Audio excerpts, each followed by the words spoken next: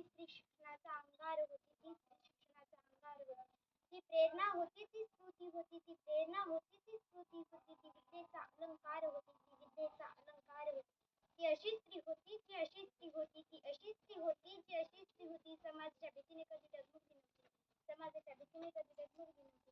ती लढत होती, ती जगत होती, ती लढत होती, ती जगत होती. जगण्यासोबतच जगत होती, जगण्यासोबतच जगत होती. लाखो हजारो स्त्रियांचं ती भविष्य घडवत होती, लाखो हजारो स्त्रियांचं ती भविष्य घडवत होती.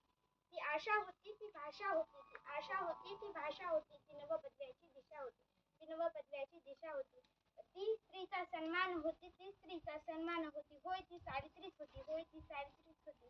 अशा या क्रांतीप्रती सावित्रीबाई फुले यांचा जन्म 3 जानेवारी 1831 रोजी सातारा जिल्ह्यातील नायगाव येथे झाला. त्यांच्या आईचे नाव लक्ष्मीबाई, वडिलांचे नाव खंडोजी नेवसे पाटील असे होते. त्या भारतातील पहिल्या अवघ्या 9व्या वर्षी त्यांचा विवाह ज्योतिबा फुले यांच्याशी झाला.